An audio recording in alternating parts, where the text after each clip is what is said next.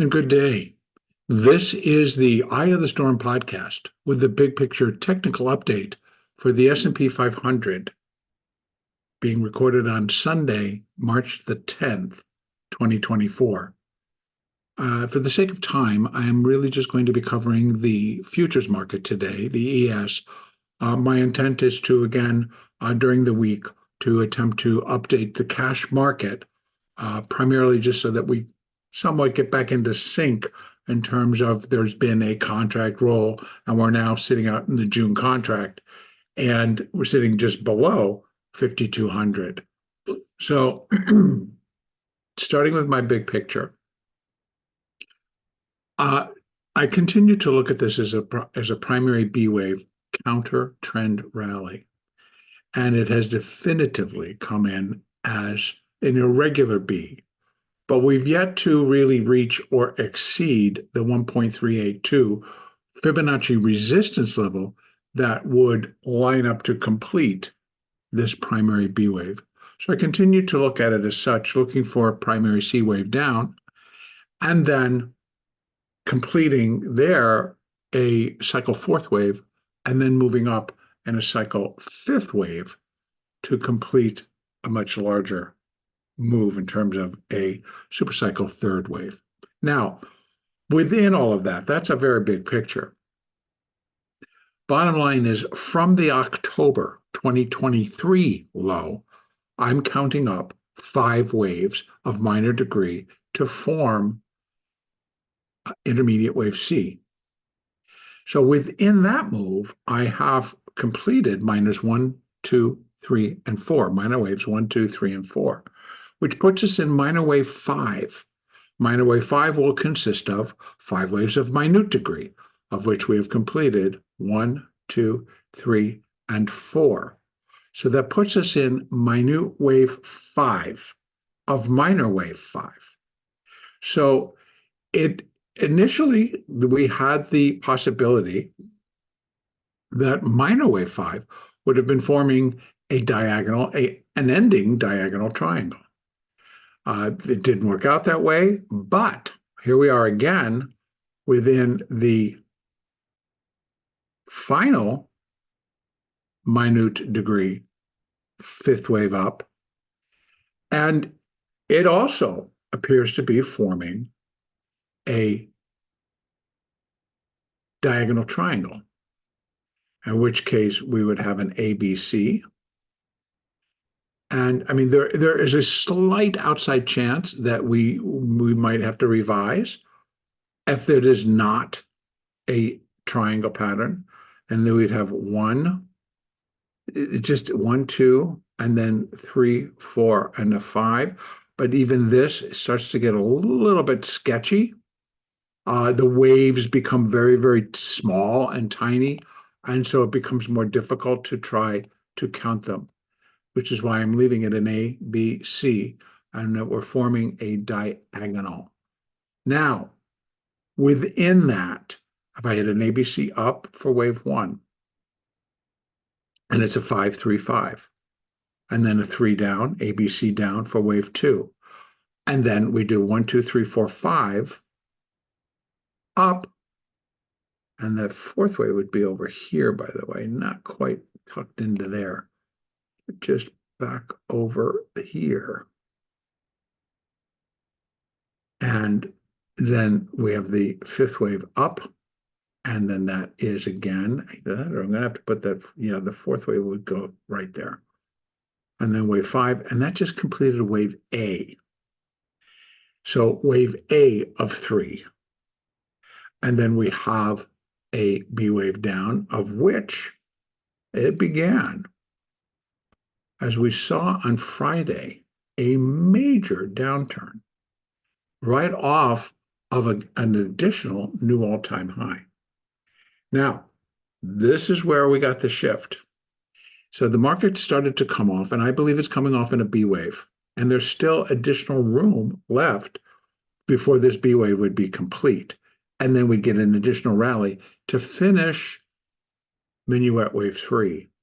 Upon completion of minuet wave 3, then we get a minuet wave 4, and then a minuet wave 5, all still coming in 3 waves.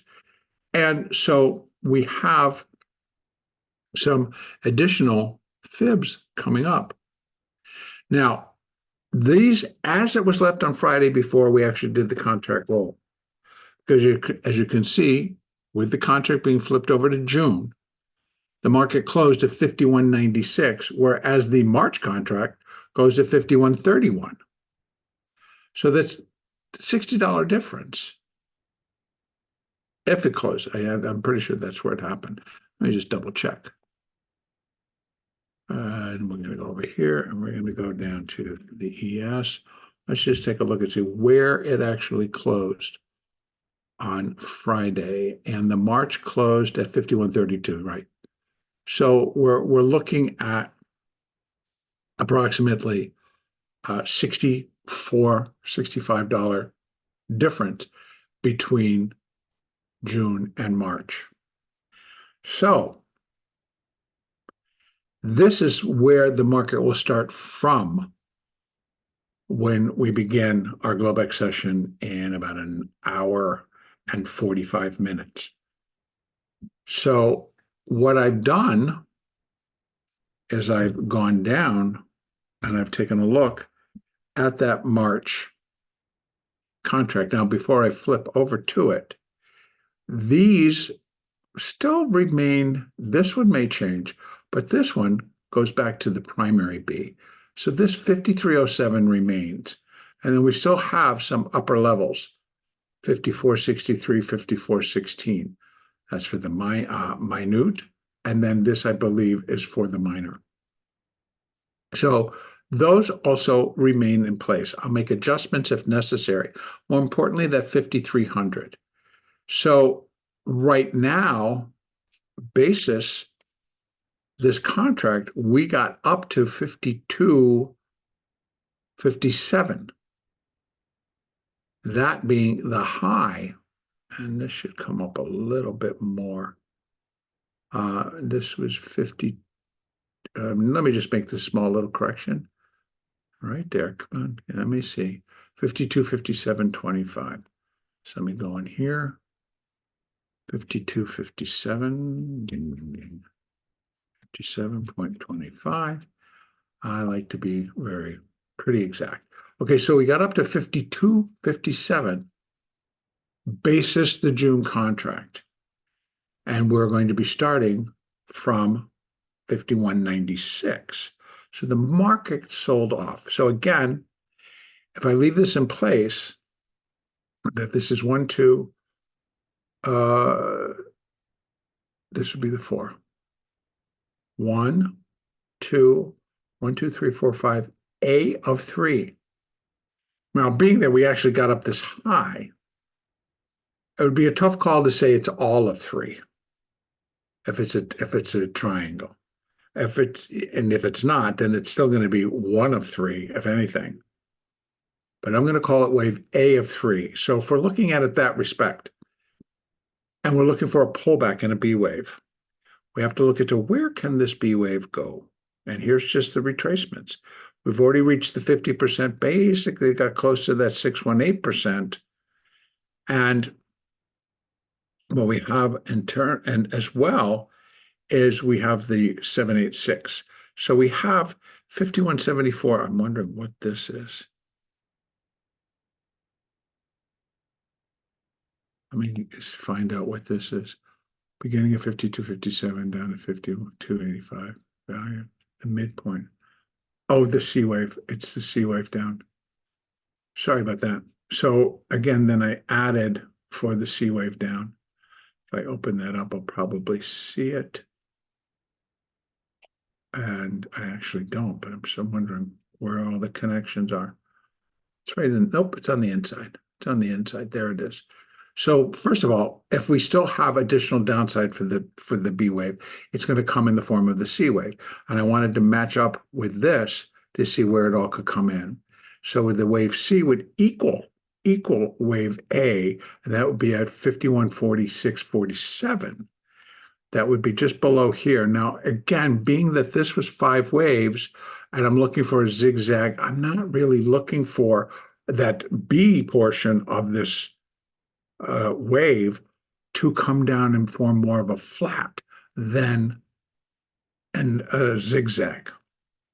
So since I'm looking for that, I'm thinking, okay, well, I'm going to have to allow because I need additional, if indeed it's going to continue.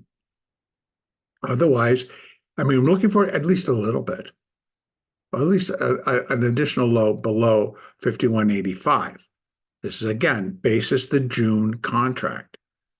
So I'd be looking for it to come down 51.76, 51.74, maybe as low as 51.54. So again, because of the intensity of the decline, I'm allowing a little bit more downside because the B wave needs it.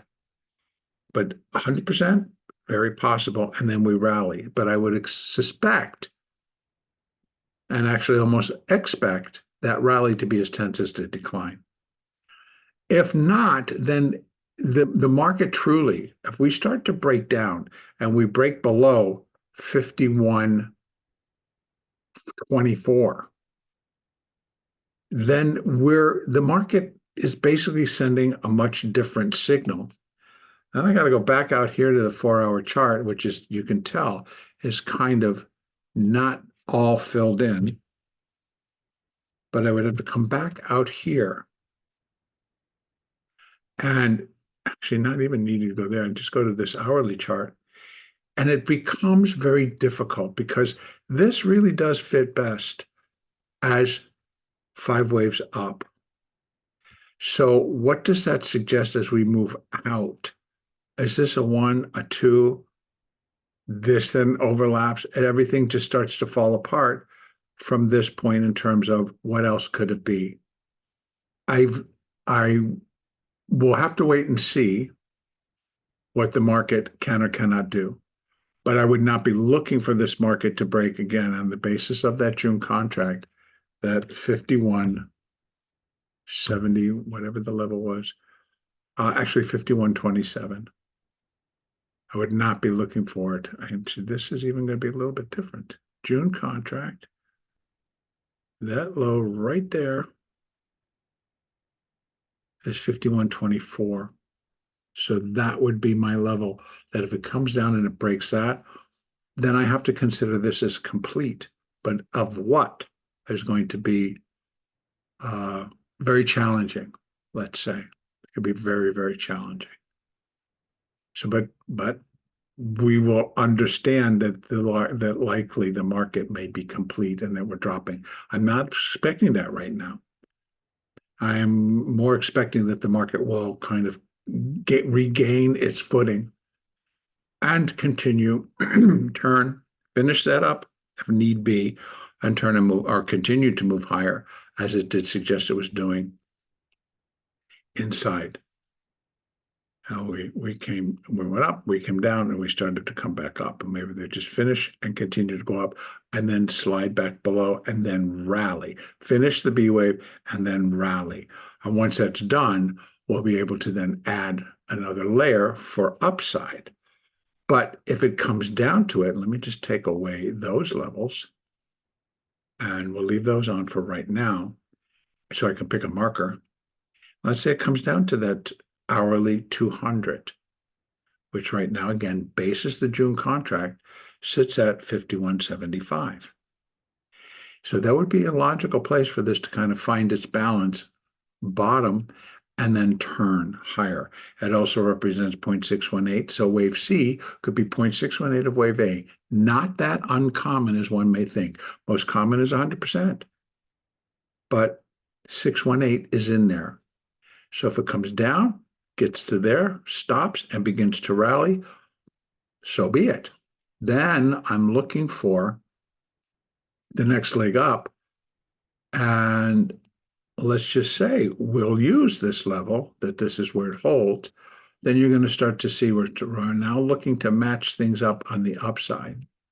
Well, wave C would be 100% of wave A at 53.07. Now, again, what do we have? We have on the other chart, we have 53.06, I believe it is, or 10, but it's up in this area, which is where 1.382 for primary wave B sits. So suddenly we're here. Now, again, this is for the minute. That's at 53.25. So it could come up, do then finish wave 3, come into a wave 4, come back up into a wave 5. We'll connect our trend lines and see where this all starts to come into fruition. Right now, it's here. A break above starts to pull things into our upper levels. And now we'd be looking at a stronger move up through 5,300 up to 5,400. There have been calls for as the highest as I've seen 5,500 or at least 5,400. So they remain active. But I will tell you, it's like right now they're just fib resistance. What possibly could be going on in the market is now going to be different because the alternate count for both the S&P and the NASDAQ is indeed that we go back to where I marked as primary wave A, and that's actually we got to take it down a degree and label it as an intermediate fourth wave, and we're an intermediate fifth wave to finish the no, exactly, sorry, it would be we're finishing up a primary, getting ourselves as high to finish up cycle wave 3.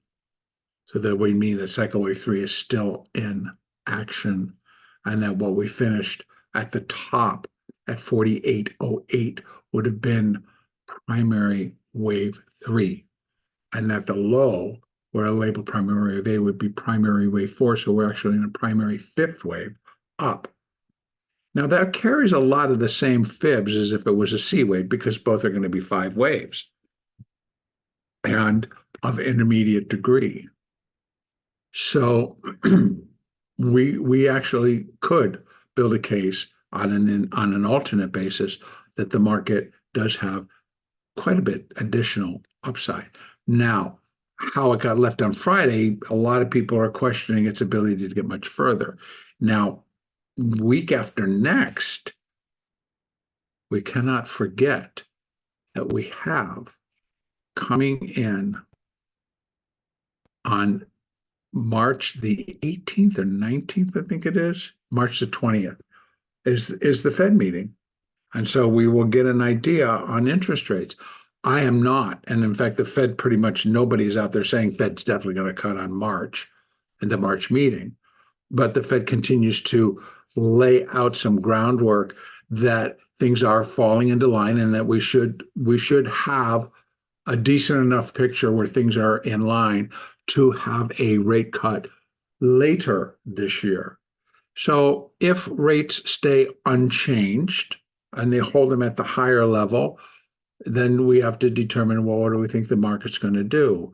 Eventually, I believe the market would continue to go up because that would kind of keep a lot of what we see in terms of the stocks in play. So it's really going to end up to see how these stocks now begin to react. Are they going to start to pull back here? Are they going to start to pull back in a greater fashion? So are we really just finishing possibly intermediate wave 3 of primary wave 5 up into these levels? Both an intermediate third wave and what we're looking at are consisting of 5 waves of minor degree. So if I'm finishing a minor fifth wave, what on top of that is it completing? Right now I'm looking at it as an intermediate C wave. Well, what if it's an intermediate third wave and we just get an intermediate fourth wave pullback and then we rally again? So there are several things, but to be honest with you, what we need to get through is these next few days or next week as to how the market's going to react to how get us up to those points. Now, just in terms of numbers this week, economic numbers this week, we have CPI coming out on Tuesday, and we have PPI coming out on Thursday. And those all with, we also have U.S. retail sales. We have a couple of optimism indexes, et cetera, et cetera. But the big one for Tuesday is going to be consumer prices. On Monday, there's nothing. And on Wednesday, there's nothing scheduled. So everybody's going to wrapping themselves around Tuesday and Thursday. Thursday, we also have U.S. retail sales. We have the PPI. and we have initial jobless claims, and we have business inventories. And then on Friday, we have Empire State Manufacturing, which is a purchasing managers type index. We have import prices, we have industrial production, capital capacity utilization, and we have consumer sentiment. Those are all on next Friday. Plus, I believe it's a triple witching expiration. It's a monthly. So it can be a very hectic, busy week, and we'll see how everything kind of wraps itself around what as we start to progress. The Elliott picture, as I'm trying to present you right now, truly sits up in the air with the moves picking up a lot more volatility. It makes it a lot more difficult to try to determine, well, what are they attempting to do? And then in the midst of it, we got a contract roll. So we're already going to be starting at a much higher level and need to factor that in, which is why I'm now working with the June chart. So my thought is that we likely will drop to finish what I believe will be an ABC for a B wave. Now, whether this is an ABC for something different, but it needs to be an ABC if this is 1, 2, 3, 4, 5, and that's wave A of 3. We need a wave B of 3, so it should be an ABC down. Can come as low as that. This one we've already talked, and that we have the hourly 200 sits right underneath here or right above it. So that would be also a very logical point on the hourly chart to pull in and stop and then begin to rally again. Again, we have, then I will be adding, then we have an additional line to put in terms of where the market can then start to climb. And we have quite a bit of resistance above 5,300, which suggests that the market is headed in that direction and will likely reach it before all is said and done with this particular rally phase. I know it seems very, very confusing. We need another couple of days.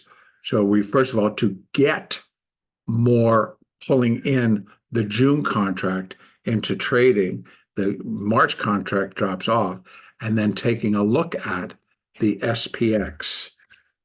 And that's what I normally do. I just ran short on time to get all of this work done, and I apologize for that because the cash stays the cash. And if I just look at what we got going on in the cash from here, it's still a minor fifth wave, 1, 2, 3, 4, 5, and the possibility that we're forming a diagonal. It needs to stay in here, and it needs to begin to wedge. So we got those two things. Now, what we have here is we have 100%, which in the cash market got touched on Friday at 51. What was that? 51.93, I think it was. 51.89. And the resistance was at 93. So was that enough for ABC or to complete wave A, and then we're coming down in a B wave? And then again, we rise up. All right, we have A, B. Let me just get out of the daily chart. Let me go down here. A, B. This would be C, and that would then be, or this would be 1 or A, and this would be the B. And then we have 1, 2, 3, 4, 5, wave A of 3. So it's the same.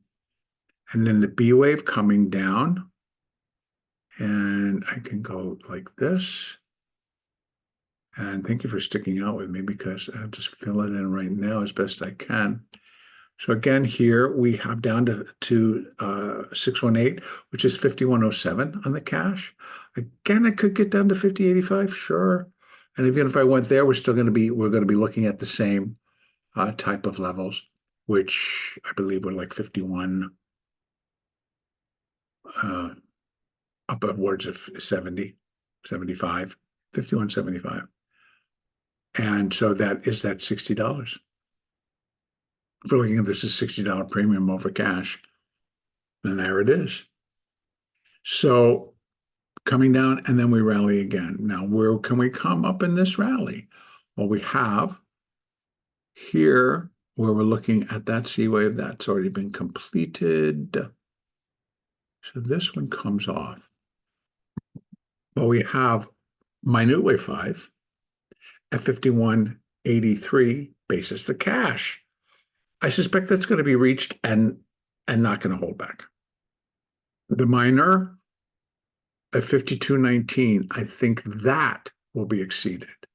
So here we have it, 1.382, 53.25, minute wave 5, 1.618, 53.45.46. This, again, appears to be the area where I believe this move could be complete. The minute wave 5 would be up into here. Basis the cash. So we can't forget that we got to add in our June contract. We have to add in that premium for the June contract. So I'm going to leave it right there. So for tomorrow, would be expecting a continuation initially, and it could happen overnight within Globex. Now Globex opens, we go down there, we reach resistance, and we start to rally, and that rally might pick up again in Globex. So we may not get an opportunity to actually participate unless you trade, in all the hours. So by the time we get up and we log in tomorrow and we start to trade, we may be already higher, or we may be still wallowing around down here. We shall wait and see. But I'm looking for completion of an internal, the B wave, and then for another 5 waves up. And we're looking for definitely going above or close to or getting above 5,200 basis the cash market. All right, that is where I'm going to leave it for right now. Again, the next Elliott wave update will come tomorrow on Monday, March the 11th.